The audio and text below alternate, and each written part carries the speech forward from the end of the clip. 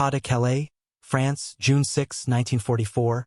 0500 hours, and Generaloberst Hans von Salmuth, commanding the German 15th Army, received the alert message from his forward observation posts, watching through the pre-dawn darkness as radar screens lit up with contacts approaching from across the English Channel. But instead of rushing his 19 infantry divisions and 2 armored divisions south toward Normandy where the real Allied invasion was beginning, he kept them frozen in position, convinced that the massive assault unfolding 150 miles away was merely a diversion before the real attack would come straight across the Dover Strait into his sector. A conviction reinforced by months of intercepted radio traffic, aerial reconnaissance photographs, and intelligence reports, all pointing to one undeniable conclusion: General George S. Patton's 1st United States Army Group, with its 11 divisions and 150,000 men stationed in southeast England, would launch the primary invasion at Pas de Calais. What von Salmuth could never have imagined, what no German commander from Field Marshal Gerd von Rundstedt to Field Marshal Erwin Rommel to Adolf Hitler himself could have conceived, was that this entire army group threatening their most heavily defended sector was nothing more than rubber and canvas, that the tanks they feared were inflatable decoys manufactured by the United States Rubber Company in Goodyear, that the landing craft photographed by brave Luftwaffe reconnaissance pilots were scaffolding tubes lashed to empty oil drums, and that the radio traffic intercepted by German signals intelligence came not from real divisions preparing for combat, but from a handful of radio operators in Dover Castle's underground tunnels, transmitting scripted messages around the clock to simulate an invasion force that existed only in the imagination of Allied deception planners. The genesis of Germany's greatest intelligence failure began in December 1943 at the Tehran Conference, where Winston Churchill, Franklin Roosevelt, and Joseph Stalin agreed that the liberation of Nazi-occupied Europe would commence with a cross-channel invasion in 1944, but while German intelligence correctly anticipated this strategic decision, they remained blind to the elaborate web of deception being woven around them by the London Controlling Section,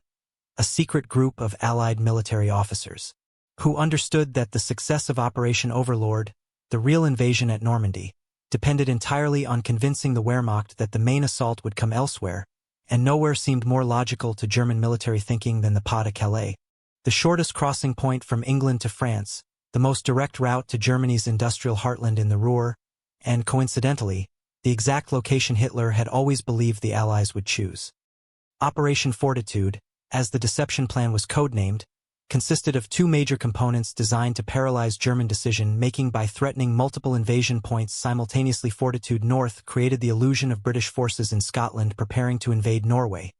tying down 13 German divisions in Scandinavia, while Fortitude South, the more elaborate deception, conjured the 1st United States Army Group in southeast England,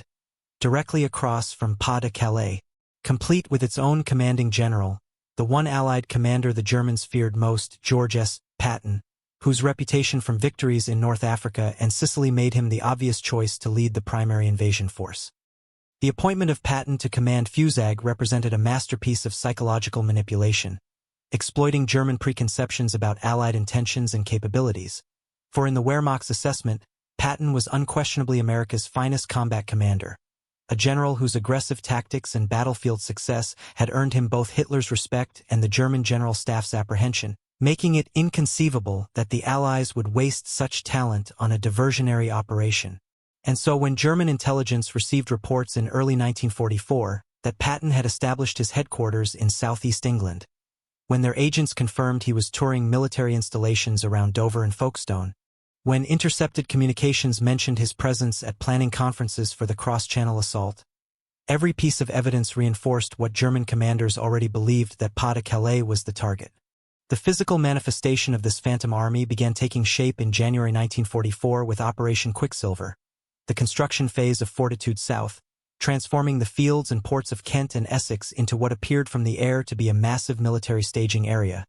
But where real armies would have assembled thousands of tanks, the deception units deployed inflatable M4 Sherman tanks, ingeniously designed with internal frameworks of inflatable tubes covered with rubberized canvas painted in authentic camouflage patterns, each dummy tank weighing only a few hundred pounds, yet from aerial reconnaissance altitude appearing indistinguishable from the 30-ton steel behemoths they impersonated, manufactured in American factories by companies including United States Rubber, Goodyear, and even the Scranton Lace Curtain Manufacturing Company, whose workers shifted from producing household textiles to creating the fabric components of history's greatest military deception. These inflatable tanks could be transported in canvas bags, assembled by just 4 men in 30 minutes using portable air compressors, and positioned to cast realistic shadows that fooled German photo interpreters studying reconnaissance images, while Jeeps' dragging chains created authentic-looking track marks in the dirt around the dummy vehicles, and small groups of real soldiers moved the inflatable tanks periodically to simulate the normal repositioning of armored units, maintaining the illusion that southeast England housed a massive mechanized force preparing for the short journey across the Channel to Pas de Calais. The deception extended beyond tanks to encompass every element of an invasion force, with 255 dummy landing craft constructed in British harbors from steel tubes, wooden frames, and canvas, floating convincingly in the estuaries around Dover and Folkestone,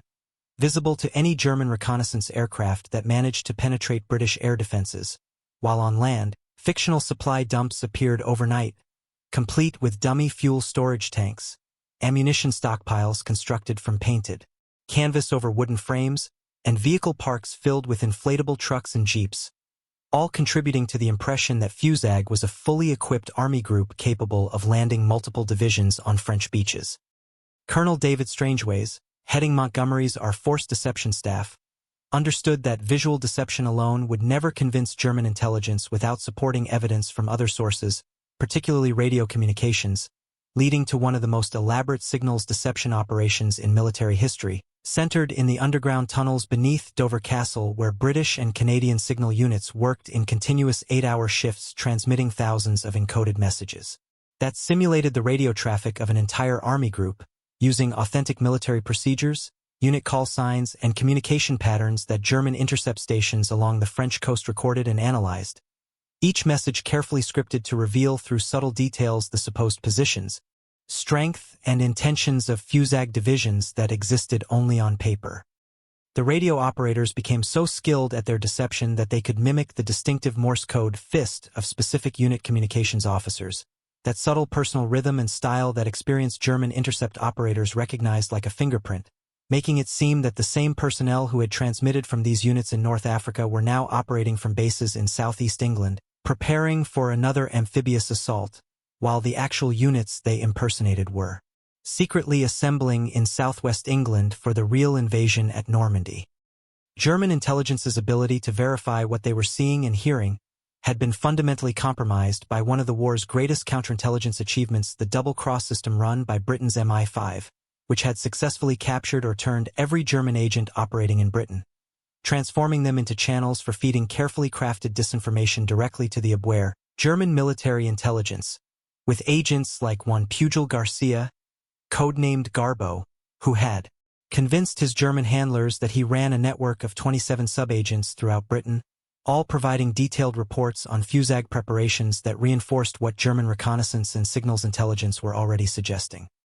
Garbo's reports to his Abwehr controllers contained a masterful blend of verifiable facts and crucial deceptions, describing with apparent precision the arrival of American divisions at Liverpool, their movement to assembly areas in southeast England, the construction of special equipment for beach assaults, the stockpiling of supplies, and most importantly, confirming again and again that General Patton was actively commanding these preparations, with one message in May 1944 describing how Patton had personally inspected the 28th Infantry Division during a training exercise, praising their readiness for the upcoming assault on heavily fortified beach defenses, information that German intelligence cross-referenced with aerial reconnaissance showing what appeared to be exactly such a division in the reported location. The effectiveness of the deception was magnified by German preconceptions about Allied capabilities and intentions, with Wehrmacht intelligence consistently overestimating the number of divisions available in Britain, believing the Allies possessed sufficient forces to mount simultaneous major operations at both Normandy and Pas de Calais, an assessment that made Fusag seem not just plausible but necessary, while Hitler's personal conviction that Pas de Calais was the obvious invasion site, reinforced by his memory that this was the route he had planned for Operation Sea Lion.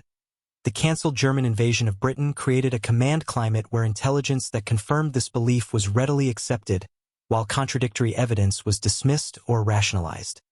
Japanese Ambassador Hiroshi Oshima, stationed in Berlin and enjoying remarkable access to German military planning and intelligence as a representative of Germany's Axis partner,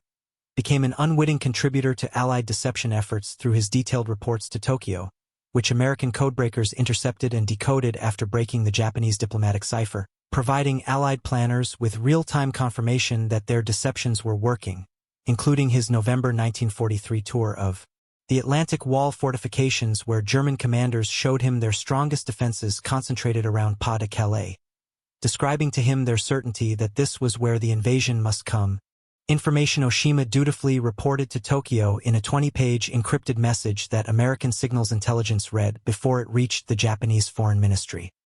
The Japanese ambassador's reports throughout spring 1944 provided Allied planners with invaluable insight into German thinking, including his account of a conversation with Hitler on May 27, 1944, just 10 days before D-Day, in which the Führer confidently stated that while the Allies might conduct diversionary operations at several points including Norway, Brittany, and even Normandy, the main assault would definitely come at Pas de Calais,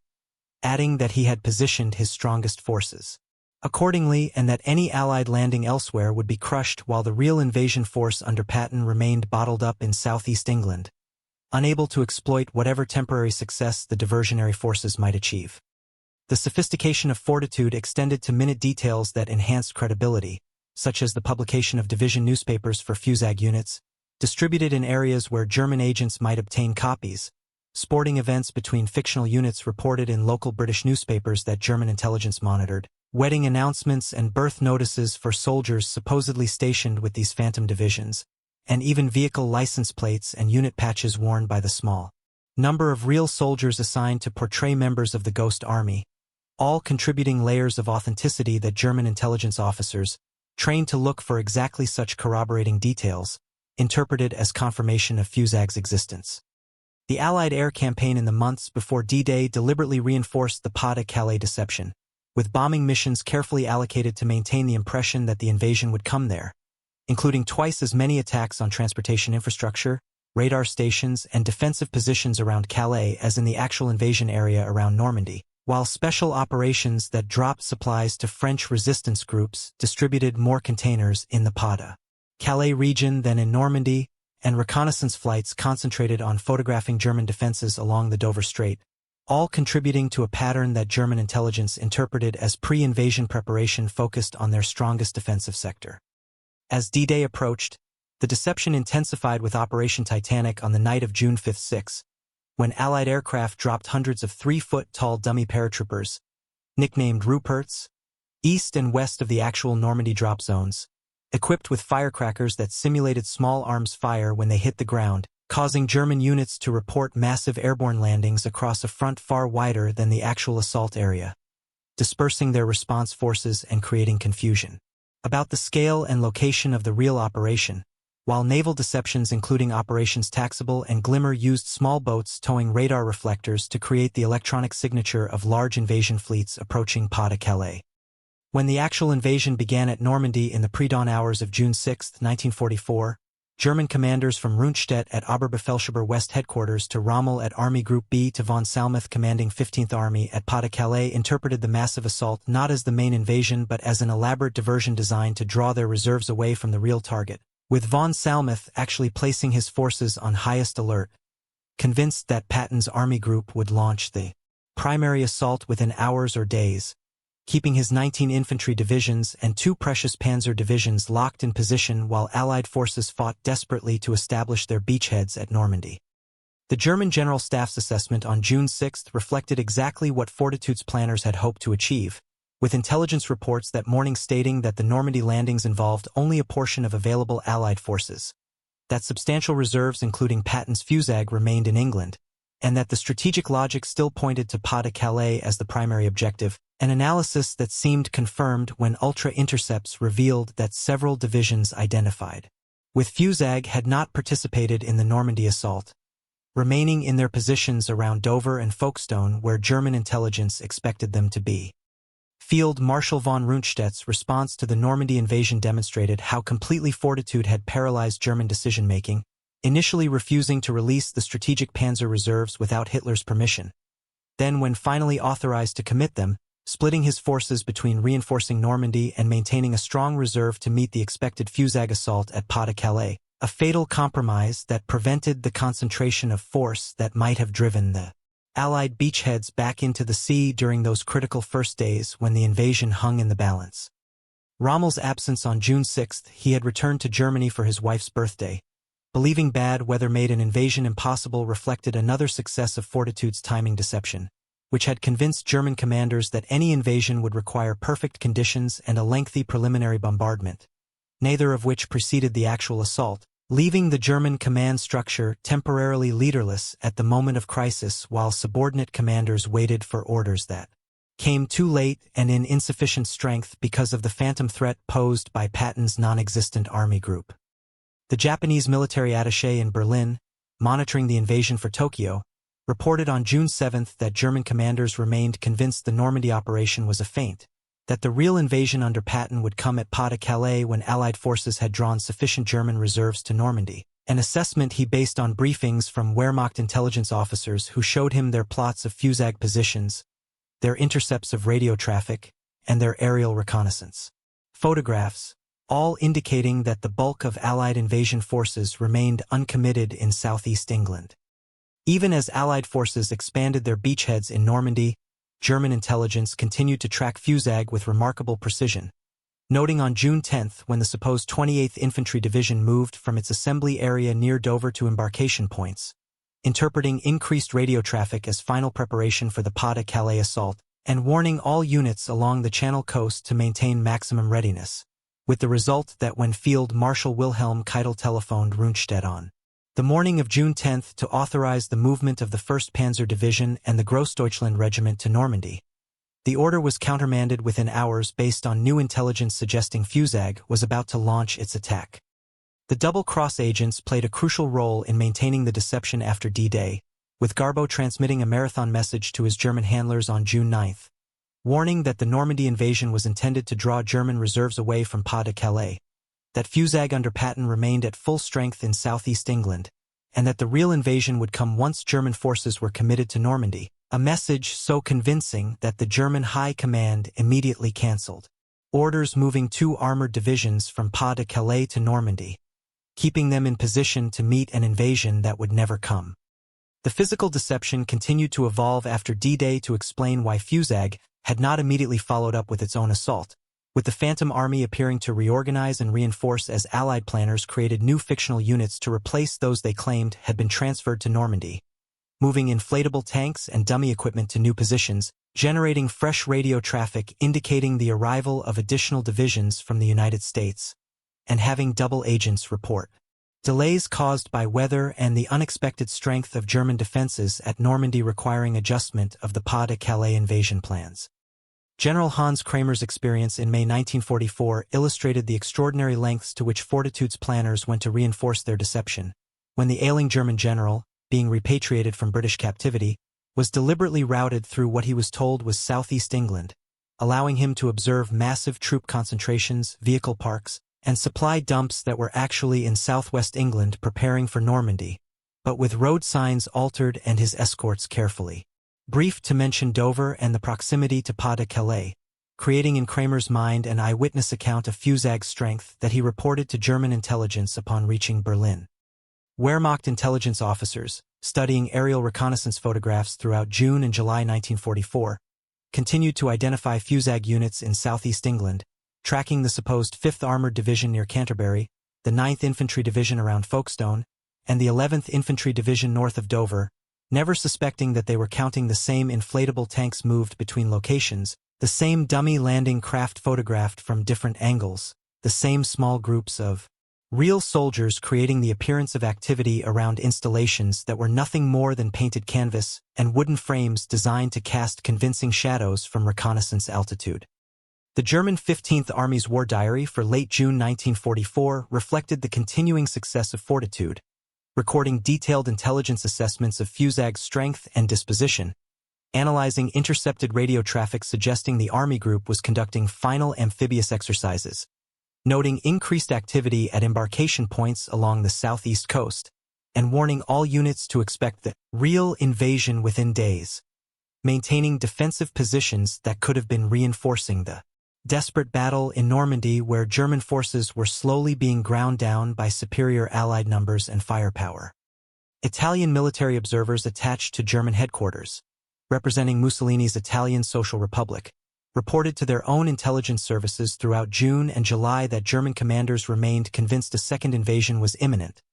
that substantial Allied forces under the famous General Patton remained uncommitted in England, and that any movement of forces from Pas de Calais to Normandy would be a fatal error that would hand the Allies their primary objective without a fight. Assessments that reflected how thoroughly the Axis intelligence community had accepted the reality of Fusag.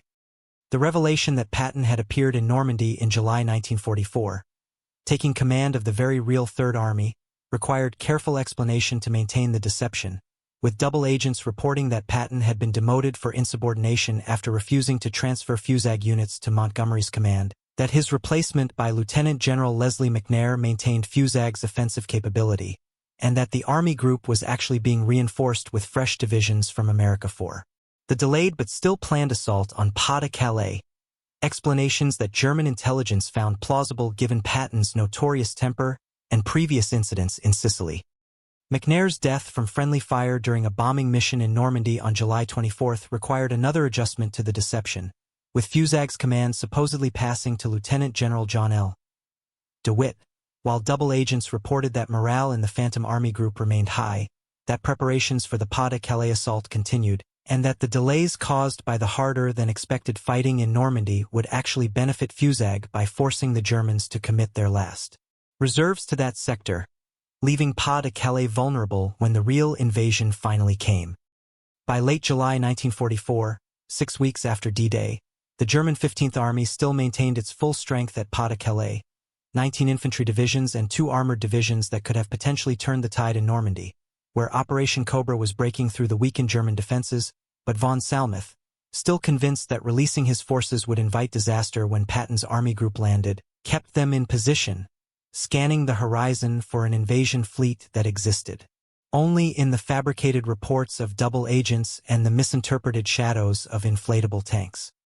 The psychological impact of Fortitude extended beyond mere numbers and dispositions, creating in German commanders a paralysis of decision that prevented them from concentrating their forces at the critical point, always holding back reserves to meet phantom threats, never able to commit fully to defeating the actual invasion because the shadow of Fusag loomed over every strategic calculation, with even Hitler himself insisting as late as August 1944 that substantial forces must remain at Pas de Calais because the Normandy operation, despite its scale and success, still seemed too small to represent the Allies' entire invasion capability. Operation Fortitude's success depended on thousands of participants who never knew they were part of history's greatest deception. From the factory workers at United States Rubber Company in Woonsocket, Rhode Island, who manufactured inflatable tanks thinking they were for training exercises, to the radio operators in Dover Castle's tunnels who transmitted meaningless encrypted messages around the clock without knowing they were simulating non-existent divisions, to the small units of Real soldiers who moved between dummy installations maintaining the illusion of activity, all contributing to a deception so complete that German intelligence never questioned the existence of an army group that was nothing more than rubber, canvas, and radio waves. The technical innovation behind the dummy equipment represented remarkable engineering achievement, with inflatable tanks designed to withstand weather, maintain their shape for weeks without additional air, and appear authentic from any angle that aerial reconnaissance might capture, including details like painted unit markings, weathering effects to suggest use, and even track patterns molded into the rubber treads, while the dummy landing craft had to float convincingly, move with tides and currents like real vessels, and maintain formation in harbors where German agents might observe them through binoculars from distant vantage points. British film set designers and theater professionals contributed their expertise to creating convincing military installations, understanding how to use forced perspective, shadows, and surface textures to fool aerial photography, building dummy fuel depots with false piping and valve systems that looked functional from above, creating vehicle parks where inflatable trucks and tanks were positioned to match the spacing and organization of real military motor pools, and constructing fake airfields complete with dummy aircraft that appeared to taxi and park in operationally authentic patterns. The coordination required to maintain Fortitude after D-Day became increasingly complex as real military operations, had to be explained in ways that preserved the Fusag fiction, with Montgomery's 21st Army Group battles in Normandy portrayed as desperate attempts to draw German reserves before Patton struck at Pas de Calais. The liberation of Paris in August explained as a political necessity that actually delayed the main invasion, and even the breakout from Normandy and race across France, characterized as exploitation of an unexpected opportunity while Fusag prepared for its own operations. German intelligence officers, even those who began to suspect something was wrong as weeks passed without the Pas de Calais invasion materializing, found it difficult to abandon their belief in Fusag because doing so would mean acknowledging that their entire intelligence apparatus had been deceived for months, that every source from aerial reconnaissance to signal intercepts to agent reports had been wrong or manipulated, and that they had kept desperately needed divisions idle while their comrades were destroyed in Normandy based on a phantom threat that never existed. The human element of the deception included remarkable performances by the double agents who had to maintain their credibility while feeding increasingly implausible explanations for Fusag's delays, with Garbo sending a message in late July claiming that political disputes between American and British commanders had postponed the Pas de Calais invasion, that supply difficulties caused by the unexpectedly high consumption of ammunition in Normandy had affected Fusag's preparations, and that weather conditions in the Dover Strait remained unfavorable for the specialized landing craft designed for the assault on the heavily fortified French coast.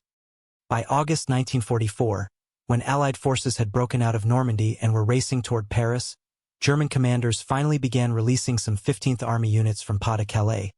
But even then, Hitler insisted on maintaining substantial forces there, convinced that the Allies might still attempt a landing to capture the V-1 and V-2 missile launch sites that were bombarding London, a concern that Fortitude's planners deliberately reinforced through continued double-agent reports suggesting that British public opinion was demanding action against the missile sites regardless of the strategic situation elsewhere. The Japanese embassy in Berlin continued monitoring the situation for Tokyo, with military attaches reporting in August that German commanders were engaged in heated debates about whether Fusag still existed, whether the Normandy breakout had fundamentally changed Allied strategy, and whether holding forces at Pas de Calais still made strategic sense, with some officers arguing that they had been deceived while others insisted that releasing the 15th Army would be exactly what the Allies wanted, proving that even as the deception unraveled, it continued to sow confusion and doubt in Axis intelligence circles. Operation Market Garden in September 1944 briefly revived German concerns about Fusag, with some intelligence officers interpreting the airborne assault in Holland as the beginning of a multi-pronged offensive that would include landings at Pas de Calais to cut off German forces retreating from France, leading to renewed alerts along the Channel coast and continued retention of forces that could have reinforced the desperate German defense of the Netherlands, demonstrating how deeply the Phantom Army Group had embedded itself in German strategic thinking. The administrative apparatus supporting Fortitude included hundreds of personnel who maintained the fiction through countless small details, from the officers who wrote fake unit histories and after-action reports for Fusag divisions to the clerks who created personnel records for thousands of non-existent soldiers, from the logistics specialists who calculated theoretical supply requirements for the Phantom Army Group to the intelligence officers who crafted the reports that double agents transmitted to German handlers, all working within a compartmentalized system where few understood the full scope of the deception. The cost-effectiveness of Fortitude represented one of the most remarkable aspects of the operation, with the entire deception including the manufacture of dummy equipment, the radio deception operation, and the double-agent network costing less than the construction of a single heavy bomber, yet tying down German forces that, if committed to Normandy, could have inflicted thousands of additional Allied casualties and potentially prolonged the war by months, making it arguably the highest return on investment of any military operation in history. General Heinz Guderian, who became chief of the German General Staff in July 1944, later admitted that the phantom threat of Fusag had paralyzed German strategic planning throughout the summer of 1944, preventing the concentration of forces that might have stabilized the front after the Normandy breakout, and that by the time German commanders realized they had been deceived, it was too late to prevent the collapse of the Western Front and the liberation of France, Belgium, and the Netherlands. The manufactured evidence of Fusag's existence was so convincing that some German intelligence files from 1944 still contained detailed orders of battle for the Phantom Army Group at war's end, complete with unit histories, commander biographies, and equipment inventories for divisions that never existed, representing perhaps the most complete documentation ever assembled for an entirely fictional military formation, a testament to the thoroughness of Allied deception planners who understood that credibility lay in overwhelming detail rather than broad strokes. As September 1944 ended and the Fortitude deception was officially terminated on September 28, German forces had been driven from France, Belgium was liberated, and the Western Allies stood on the German border, achievements made possible in part by the months during which the German 15th Army sat idle at Pas de Calais, watching for an invasion fleet of inflatable landing craft carrying phantom divisions commanded by a general who was actually fighting hundreds of miles away, waiting to repel an assault that existed only in the carefully crafted lies of double agents and the shadows of rubber tanks that had fooled the Wehrmacht into defeating itself.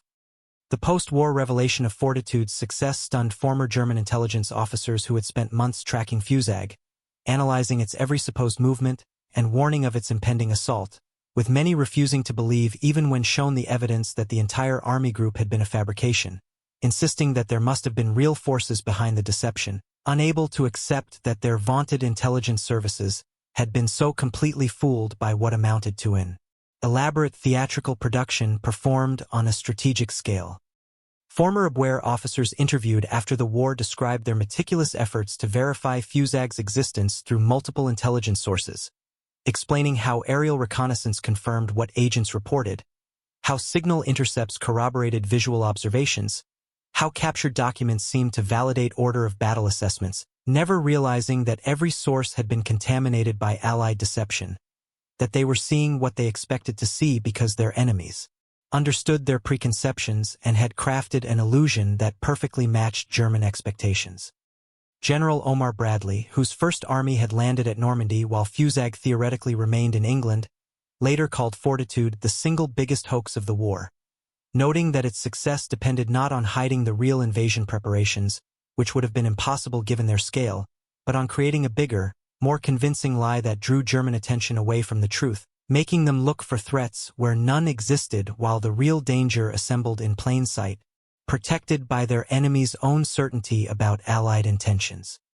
The legacy of Operation Fortitude extended far beyond its immediate tactical success, establishing principles of military deception that would influence strategic planning throughout the Cold War and beyond, demonstrating that in modern warfare, the ability to manipulate enemy perceptions through coordinated deception could be as powerful as conventional military force, that making an enemy believe something false could be more valuable than hiding something true, and that the greatest victories might be won not through strength but through persuading enemies to defeat themselves through their own miscalculations. The workers who manufactured the inflatable tanks at the United States Rubber Company factory in Woonsocket, Rhode Island, many of them women who had entered the workforce to support the war effort, never knew during the war that their products had helped deceive Nazi Germany and save countless Allied lives, learning only years later that the rubber tanks they had carefully assembled and tested had stood in English fields impersonating an entire army group, that their work had convinced German generals to hold back forces that could have turned the tide at Normandy, and that they had been unwitting participants in one of history's greatest deceptions. The inflatable tanks themselves, those remarkable creations of rubber and canvas that had impersonated 30-ton steel vehicles so convincingly that German intelligence never questioned their authenticity, represented more than mere decoys. They were physical manifestations of the idea that in warfare, perception could be as important as reality, that making an enemy believe in a threat could be as effective as creating an actual threat, and that sometimes the most powerful weapon was not one that could destroy but one that could deceive. As Field Marshal von Rundstedt reflected in captivity after the war, the Phantom Army Group commanded by Patton had defeated him more thoroughly than any real force could have, tying his hands when he needed freedom to maneuver, forcing him to divide his forces when concentration was essential, and making him prepare for an attack that never came while the Real invasion succeeded through his indecision, leading him to conclude that Fusag, despite never firing a shot or losing a man, had been one of the most effective military formations in history. The story of Operation Fortitude ultimately demonstrated that Germany never expected that the Allies would attempt such an audacious deception, never imagined that the impressive military force they tracked so carefully through multiple intelligence sources was nothing more than inflatable tanks commanded by Patton in absentia, never conceived that their enemies understood their thought processes so completely that they could craft a lie that German intelligence would not only believe but defend even as evidence mounted that they were being deceived, and never realized until too late that their greatest defeat had come not from the armies that landed at Normandy but from the ghost army that never existed at all.